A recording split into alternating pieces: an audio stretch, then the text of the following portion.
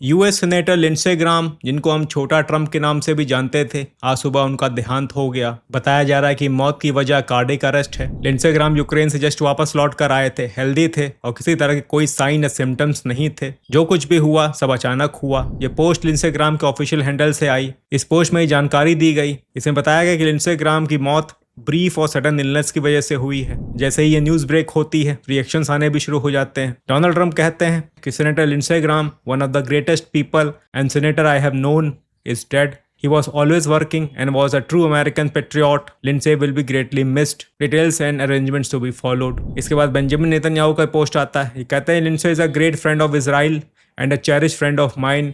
We have no better friends than Lindsay. यानी Israel के पास Lindsey से बेहतर कोई और दोस्त नहीं था। आगे कहते हैं कि Lindsay understood that the security of Israel and America are inseparable. He devoted his life to defend America, strengthening our alliance and standing up for the free world. Israel has lost one of its greatest friend and America has lost a great patriot and I have lost a beloved friend. तो Lindsey Graham US और Israel दोनों के लिए बहुत important हुआ करते थे। मैं इसीलिए इनको अक्सर छोटा ट्रंप बोलकर संबोधित करता था। ये इजराइल के कट्टर समर्थक थे, ईरान के साथ बातचीत पर बिलीव नहीं करते थे और सीधा स्ट्राइक करने की बातें किया करते थे। ईरान पर स्ट्राइक हो इसलिए इन्होंने ट्रंप पर बहुत इन्फ्लुएंस बनाया था और बनाते रहे थे। नेतन्याहू ने अपनी पोस्ट में इस बात का जिक्र भी किया है कि लिंडसे ग्राहम से बेहतर फ्रेंड इजराइल का कोई नहीं हो सकता। लिंडसे ग्राहम खुद इस तरह की पोस्ट किया करते थे कि एटलीस्ट उन्होंने एक अच्छी फोटो तो मेरी यूज करी होती। मैं जाना जाता हूं अपने दुश्मनों की वजह से। ये लिंडसे ग्राहम की फोटो है, बगल में डोनाल्ड ट्रंप की फोटो दिखाई दे रही। लिखा हुआ सूनर और later your heads will role,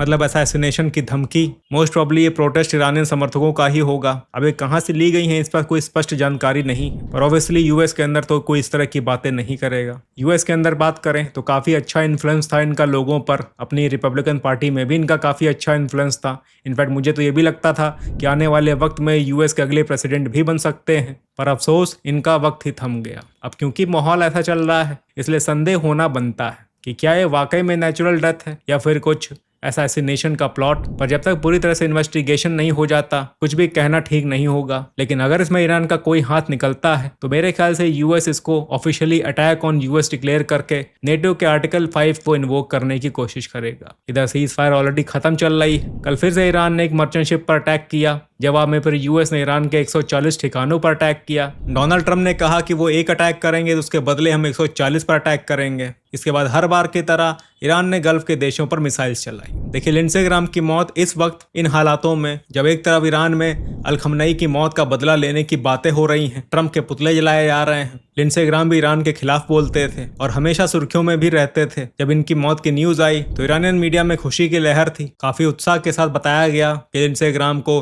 hello में भेज दिया गया है। कुछ इस तरह की फोटो टारगेट लिस्ट और उसमें सबसे पहला एलिमिनेशन लिंडसे ग्राहम का दिखाया गया। तो भले ही लिंडसे ग्राहम की डेथ प्योरली नेचुरल कॉज की वजह से हुई हो, पर ईरान के सपोर्टर्स इसको ईरान की तरफ से पहला असैसिनेशन क्लेम करने की कोशिश कर रहे हैं। इस फोटो में आप ये भी देखेंगे कि लिस्ट काफी लंबी है। यूएस के टॉप मिलिट्री ऑफिसर्स हैं, अरब के लीडर्स हैं, यूएस और इजराइल के टॉप एडमिनिस्ट्रेशन के लोग हैं और लास्ट में नेतन्याहू और ट्रंप हैं। ठीक वैसे ही कुछ लिस्ट है जैसे इजराइल बनाता है हिजबुल्लाह को एलिमिनेट करने के टाइम, या एक्सिस ऑफ रेजिस्टेंस, इसको ये लोग एक्सिस ऑफ इविल बोलते हैं, उनको एलिमिनेट करने के टाइम। बाकी इनके मौत के फॉरेंसिक डिटेल्स सामने आती हैं तभी पता चलता है कि आगे कहानी कैसे डेवलप होने वाली है। फिलहाल आज ईरान ने यूएस के अटैक के जवाब में एक सऊदी अरब को छोड़कर बाकी सारी कंट्रीज पर अटैक किया। Qatar, Jordan, Kuwait, Bahrain, Oman, UAE. Iran के पार्लियामेंटेरियन स्पीकर बगैर गली बफ ने एक पोस्ट भी की, कहा कि भाई the era of one sided deal is over, we told you keep your words और pay the price, reality is knocking. नीचे यहाँ पर इन्होंने